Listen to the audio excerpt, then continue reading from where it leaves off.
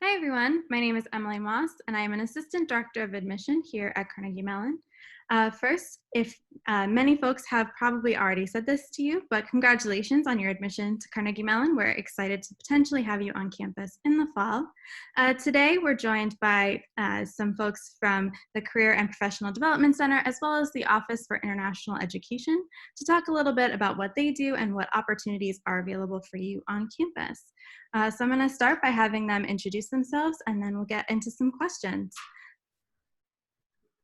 Perfect. So thank you, Emily. My name is Chris Manan, and I'm the Associate Director for the Office of International Education and Study Abroad. So I've been at CMU for about 12 years now, and in our Office of International Education, we actually work with both incoming international students as well as students seeking study abroad. So it's an exciting international mix, and many of our international students study abroad as well once they get to CMU. So it's a really nice opportunity for us to talk about global issues across the spectrum of their time, a student's time at CMU.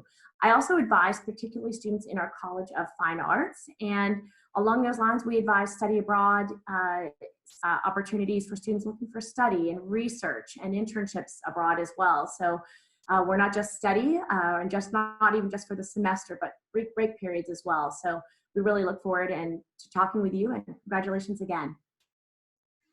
Hi, everyone. My name is Erin Swift, and I am the Assistant Director for Study Abroad. I am one of 3 advisors in the office, Chris being one of them, me being the second one. We work on a college model, so I advise students in Dietrich, Mellon College of Science, Heinz Graduate College, and BXA. A third advisor who's not with us today on this call, her name is JC King, and she advises the remaining colleges. So Tepper School of Business, CIT, and SCS. Hi, everyone. So I'm in the Career and Professional Development Center, also known as the CPDC, and we are a centralized career services center providing a comprehensive range of services, programs, and materials, all focused on helping with career exploration and decision-making, professional development, experiential learning, and employment assistance to students and alumni. Some of the services that we offer, we have also college-specific career counseling on all career topics. We have career fairs, on-campus recruiting. We have an interview center. We help you with jobs and internship searching, resumes, cover letters, career workshops, interview help, on-campus student employment. We give you access to many different databases and electronic resources, early engagement programming for freshmen and sophomores, and also graduate school advising. In particular, my name is Lisa Dichter, and I work with the College of Engineering undergraduates as a career consultant, and I'm also the director of the career consultants in the CPDC. Hi, everyone. Congratulations. My name is Patty Kravitz. I am the Associate Director for Experiential Learning and Student Employment. My team is the early engagement team, and we work to help students once they come into Carnegie Mellon, into the Career Center, to learn about the services and resources that the CPD has to offer. Great, thank you. So our first question is, I'm just going to ask you to elaborate a little bit more on what services are offered to prepare students for internships and jobs. Great question. We actually start helping our first-year students before they even arrive on campus. We have something called Career Launch Online Learning Modules that we place in the Canvas site. This is the same site where the academic courses are located. And these are 8 modules that are very brief. They have short videos, quizzes. They don't have credits. They don't count towards your GPA. So they're really easy and fun to go through over the summer. And we have topics on things such as early engagement, writing a resume, our Handshake online job posting system, interviewing, how to gain experience such as student employment, research, internships, networking, how to write professional communication, and even ethical searching. So we're really excited about those. Patty. Okay. Oh, sorry, go ahead. So to follow up on what Lisa said, what we do with early engagement, our early engagement program, is we want to help students immediately when they come to Carnegie Mellon to start to think in terms of what career options they have, what their career goals are. And we want them to help them have a robust resume so they can start applying for campus jobs and other kinds of jobs. And we want them to start identifying opportunities that will help them to identify what skill sets they want to develop and what kind of ways they want to find out jobs on campus.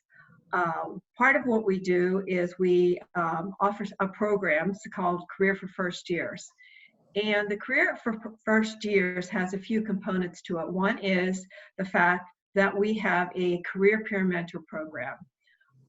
Career peer mentor program, we have 12 students that are well trained as paraprofessionals, and they work one-on-one with other students to help them as they're navigating their career through their first year. Each freshman is assigned a career peer mentor in their residence hall, and there they will have a suite of programs that are similar to all the other programs that our office offers for upperclassmen. With our career peer mentors, they meet with students one-on-one, and they also do drop-in hours every day. Another program that we have is something called CPDC one-on-one. Excuse me, CPDC 101.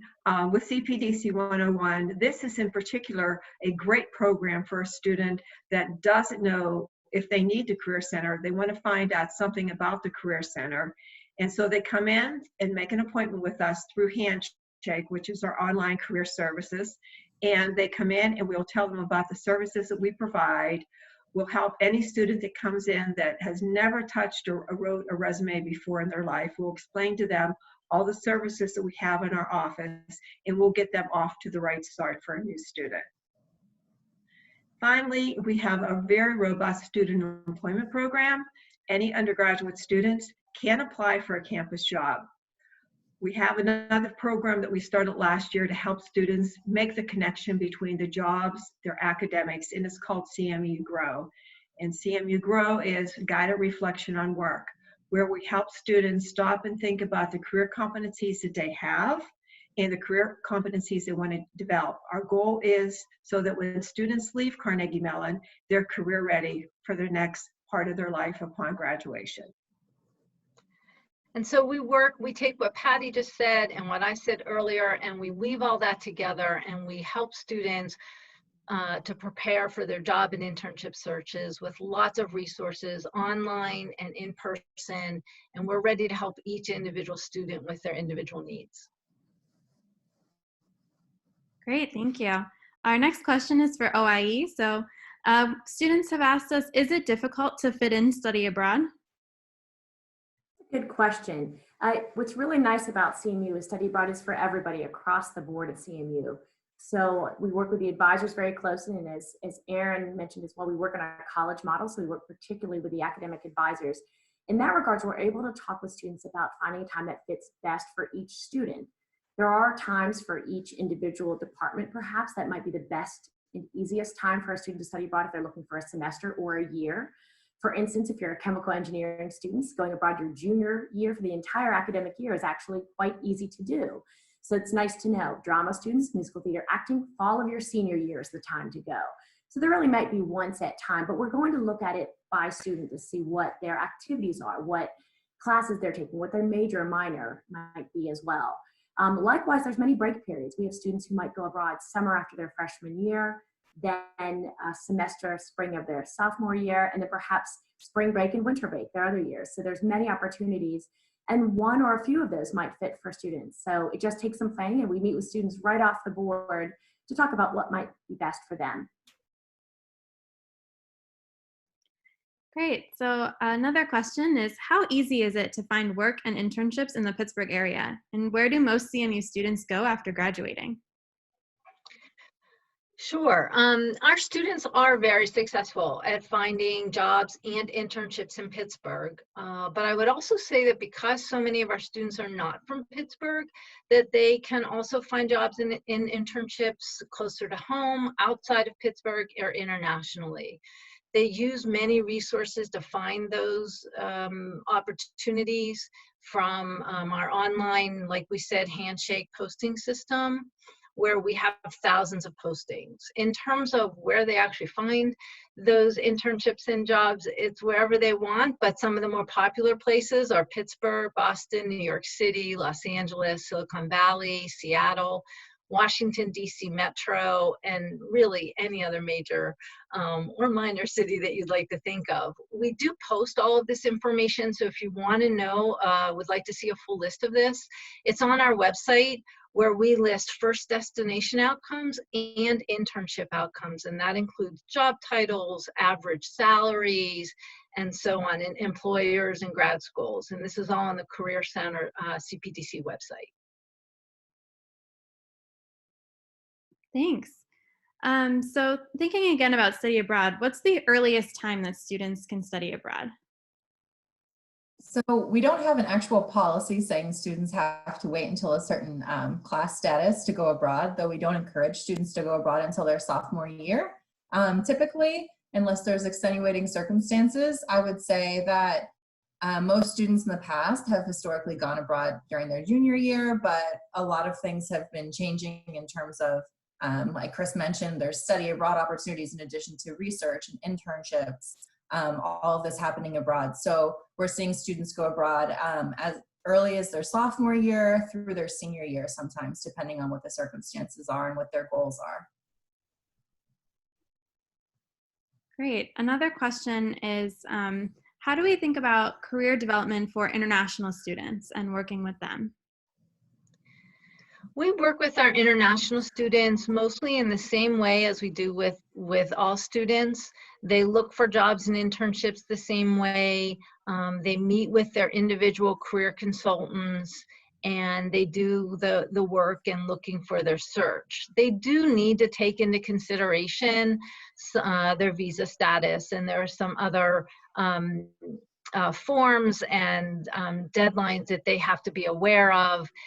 There's OPT, optional practical training, and CPT, curricular practical training, and we encourage them to work with the OIE in order to make sure that they stay abreast of all of the visa issues that they need to deal with. But we do have some extra resources for our international students to help them figure out which companies in the past have hired students for international students for internships and jobs, something called Going Global, which has lists of that. So, you know, we do work with them on an individual basis in conjunction with OIE.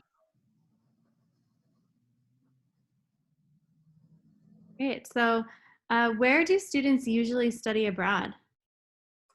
CMU students typically study abroad in Europe. That's consistent with the national trend, though we do have higher numbers in the Middle East thanks to our Doha, Qatar campus.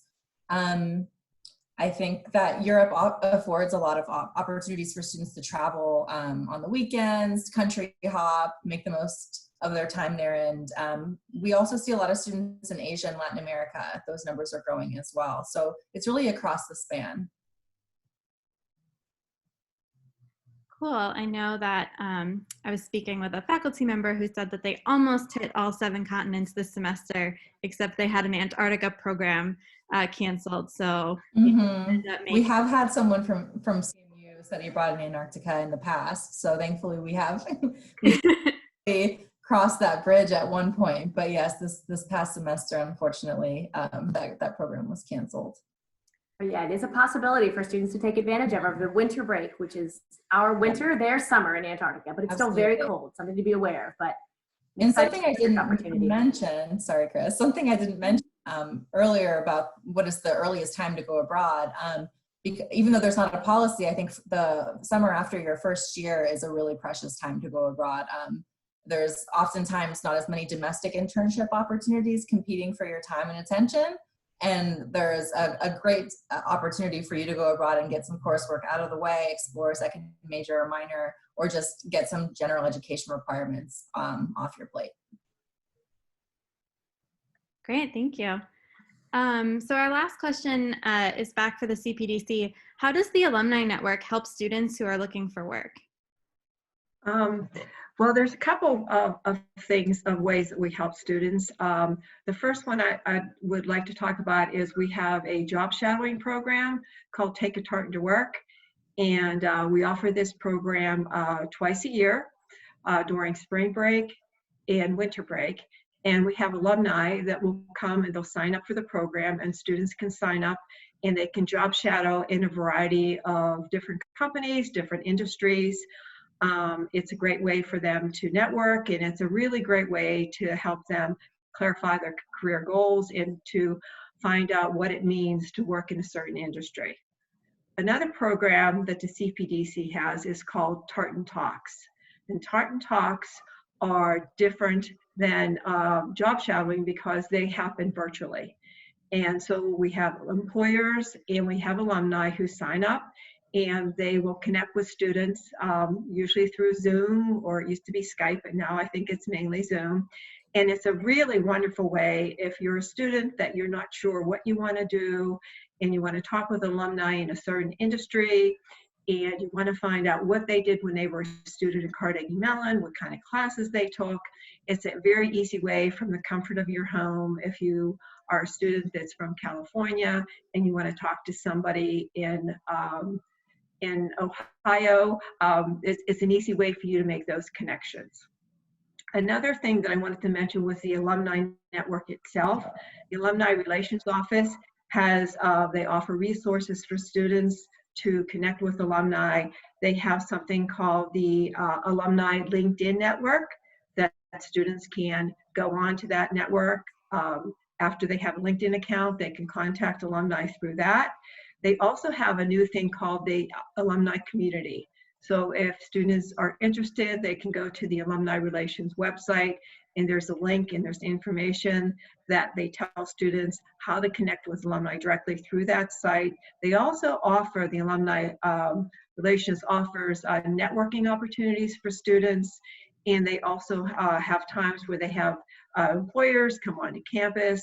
We at CPDC also have networking opportunities for employers there to get students to engage with alumni, and through our informational interviews and for information sessions, students can meet with employers in person on campus.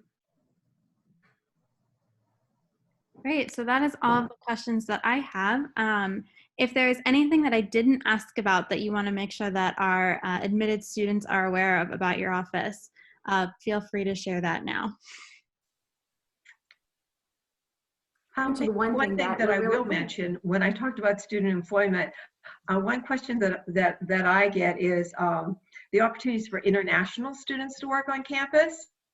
And I just want to mention that all students are able, whether you have work study or not, to work on campus, whether you're a domestic or an international student.